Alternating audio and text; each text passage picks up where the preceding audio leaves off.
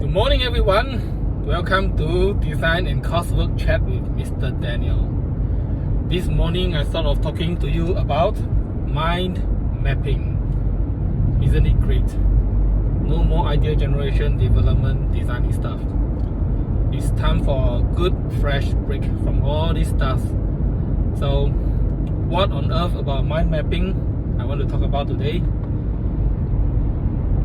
Tune in and you'll find out more. Before we begin, what on earth is a mind map? A mind map is a very convenient, concise, brief manner to consolidate your thoughts.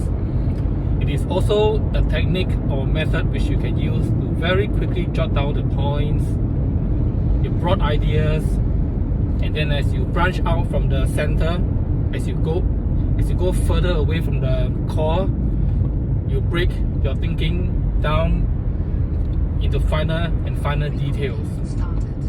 So that's how a mind map works, and that's what you use a mind map for. So I'm going to talk about mind mapping in particular to the early stage of the design process. Now it is very common for students when they receive a theme for the coursework or a project, they would like to use a mind map for them to map out the possibilities, what the theme is all about, etc. But what is the problem? The problem is sometimes when the students attempt this mind mapping activity, they do so without a clear direction. You do a mind map just because the teacher says do a mind map, and probably you have been doing it for many years. Since your lower secondary all the way to the upper secondary, you do a mind map for practically everything you do, but you never ask the question, what for? Why do we do that? Now before you do anything, when the teacher says do this and do that, always seek to understand why, and then you will know the purpose of doing that activity, mind mapping in this situation. Now what is the objective of mind mapping? Yours may be different, what you have heard may be different, but my objective of doing a mind map at the early stage of the design process is to be able to come up with design opportunities. Okay? Even when we're at the stage of mind mapping, my objective is so that I will end up with possible, practical, genuine design opportunities. So the purpose of a mind map is not because I need to do it. The purpose of a mind map is because I want to find what a design opportunity is, and then so that at the end of the mind map I will be able to choose the best design opportunity, the most worthy design opportunity of my time and effort, so that I can draft my design brief and then I can move on to my project for a wonderful solution. So how do you do that? How do you make sure that when you do a mind map, you're precise, you're focused, you know exactly what you're doing, not wasting time? Now in my videos, I keep repeating the point about wasting time and doing unnecessary stuff. So I'm going to show you how I would do my mind map. What is the most efficient way to do a mind map? What is the most useful way to do a mind map that will save you tons of time, unnecessary work, and frustrations? Well, before I do that, you don't have to believe everything I say. You don't have to follow whatever I say. If you like the contents, you can pick and choose which may work best for you. You know, after all, I'm just a regular dude who think about this all the time and happen to have more than 20 years of experience doing all this stuff. Okay, how to do a mind map with the objective of getting a design opportunity at the end of the map. I stress again, you must know what is the objective of doing anything. For example, when you do idea generation, what do you want to get out of it? When you do development, what do you want to get out of it? When you do product research, what do you want to do? What do you want to get out of it? I have a video on product research and how to do it, and what you expect to get out of it in my previous videos. I'll put the link below. So, okay, let's dive in. MindMap. One mistake that students make when they do MindMap is they have a theme. They may want to start randomly, and then they just write everything or anything that comes to their mind because it is a mind map. Wrong. Waste of time. You cannot be exploring 1,001 things in the world using a mind map just because it allows you to do that. You have tons of time to spare, please go ahead.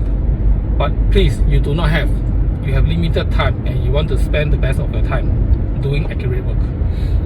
So it is good to fine-tune and filter what will be essential in the mind map.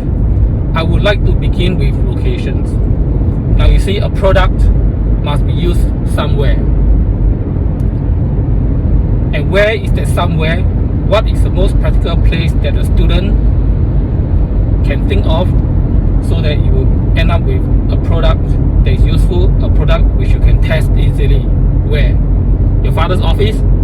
No. In public spaces? Maybe. It depends.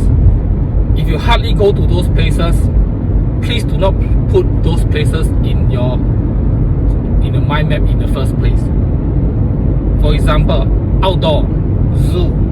You want to design something or mind map an area about the zoo and what the zookeeper does, what does the zookeeper hold, the food in the containers for the animals at feeding time, but you never visited the zoo, or you go to the zoo once in a fortnight, then that's a different matter. But if you go to the zoo once in a decade, forget it. Don't even bother writing zoo as one of the areas of exploration, because in the design phase you will need experimentation, you need testing and evaluation. How on earth are you going to the zoo to meet the zookeeper just for you to test your product? No way. Ridiculous, right? So what are the places most commonly visited by a student? It's the school. And the number one place is your home. You live there all your life. You sleep there. You have your dinner there. You engage your parents and your siblings in the evening after school at your home. The most intimate place. So the only two places that I will bother to explore in a mind map are school and home. Primarily the home. And the reasons why, I've already told you so. You see, whatever you do, you must know why. What is the objective? What do you want to get out of it? And the reasons for choosing home and not the zoo and the office and space is because these places you don't go, you hardly go, you're not familiar, forget about it. So one of the criteria for choosing location is familiarity. Are you familiar with the place? Do you do most of the activities there? Now, it is easier to do a project which you have experience with. Alternatively, you can also do interviews. You can do surveys for an activity, for a project that you have no personal experience. You can do that if you want to, but it is a little bit more difficult. It is easier to choose a location which you are familiar, an activity which you are familiar, which you often do. So when you work on the details, you have the experience and you can add more insights later with research, surveys, etc. So home, for example. Now at home, how much further can you break down in a mind map? Home, you can break the homes into subunits. You have different parts of the home. So you have the theme, you have the home as a second branch, and then you have the subunits, the different parts of the home, which I think you can easily list them out, unless you don't live in the home. But do you? You do, right?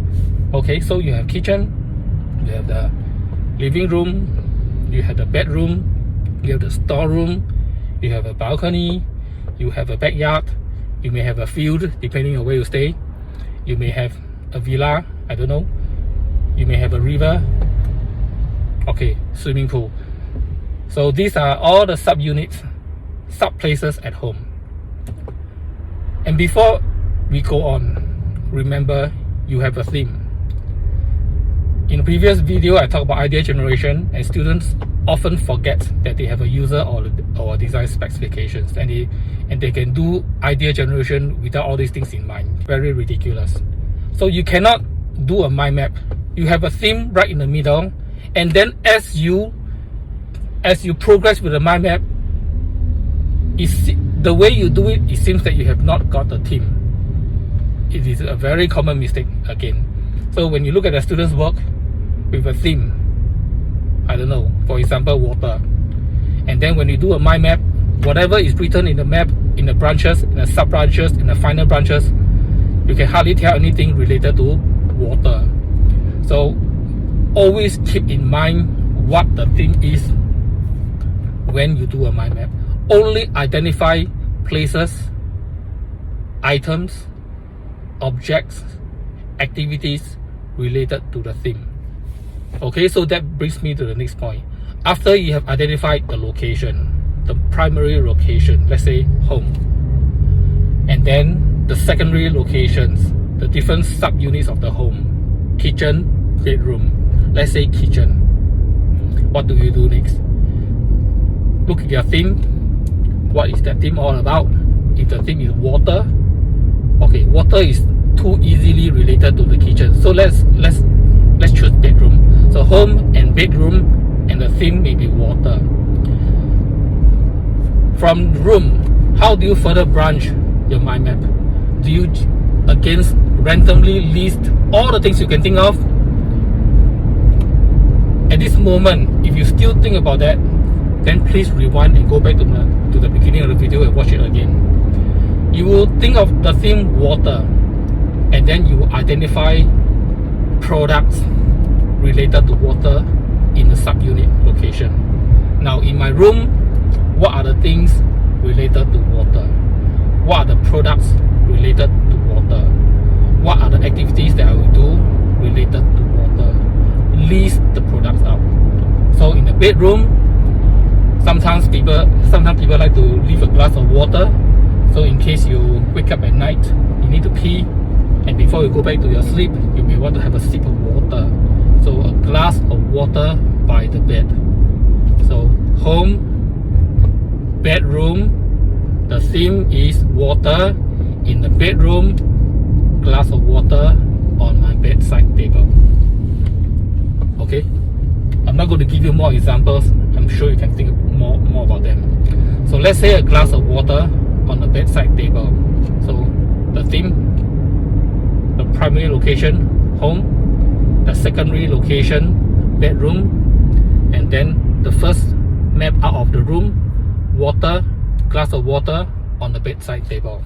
So that is the object, that is the product, that is the item, and that is the activity happening in the space related to the theme. Now, the next step, you will want to think of potential issues, frustrations, irritations, efficiency, safety.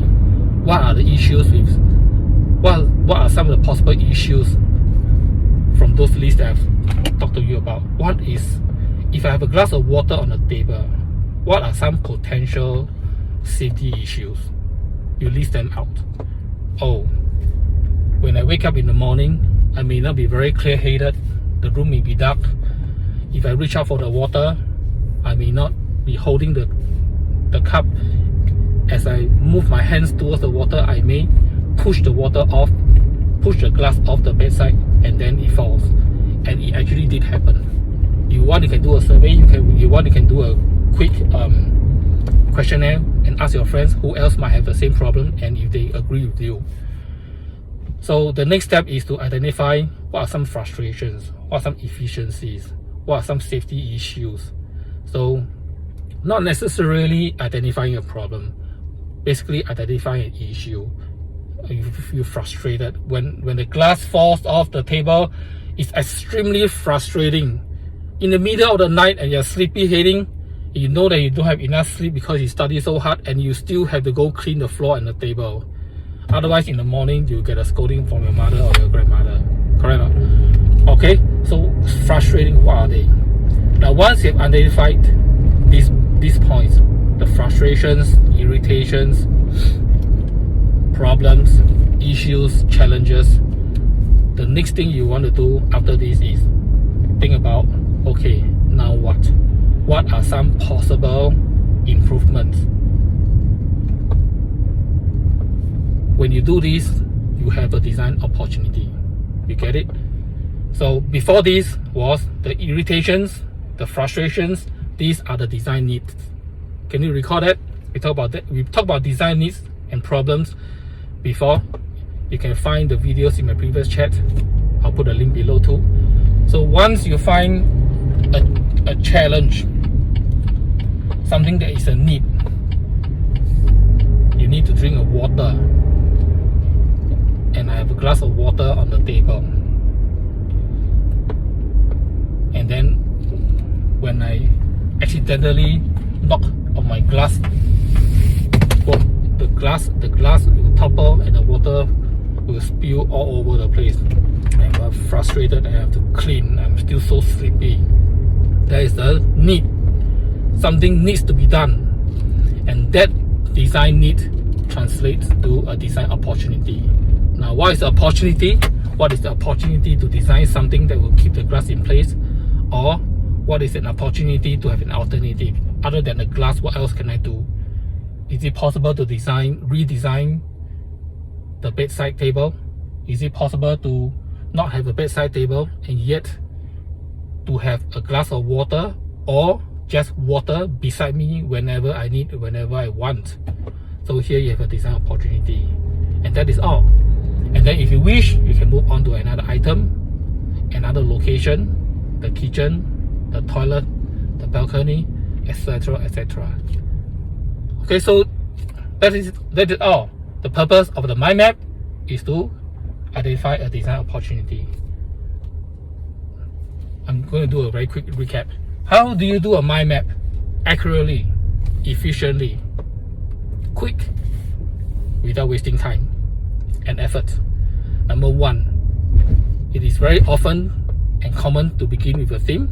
So with a theme, you begin to think of the locations, primary locations. Which are the locations that you're most familiar with? Forget about space. Forget about your father's office. You're not going to go there to do research. After you have identified the primary space, identify all the secondary spaces. You don't have to identify all of them, just pick the relevant ones. Let's say the example a while ago on water. If you do not want to include balcony, so what? Just leave it out. If room is sufficient for you to do a good mind map and think through. So primary location, secondary location, and number three, you will think of the objects, activities related to the theme. And then number four, identify potential frustrations, irritations, safety issues, efficiency issues, speed issues. And then finally, you identify potential improvements, potential alternatives. Propose what are some of the things you can do to solve the problems. Now, this last point, you have to note, you don't have to do it in details. Some very quick point forms, it may even trigger you to draw some ideas. It is good, you can have them. But what you can do is, in order not to make it into a full-blown idea generation phase, which some students may do, what you can do is take out a piece of paper and jot them down, jot those ideas down with reference to the mind map at the end of the mind map, and say this is a parking lot. This is a parking lot for all my ideas. Of which, when you're finished with selecting what you want to do, when you finish your design specifications, when you're at the point of idea generations, the parking lot is another area, another resource which you can pick your ideas and quickly start the idea generation. Okay, so that is all about mind mapping at the early stage of the design process, especially after the theme. So if you like the video, like, share and subscribe. And please leave in the comments below what you would like to learn and watch. I'll try to make the videos for you. Okay, that's all for this morning. Goodbye.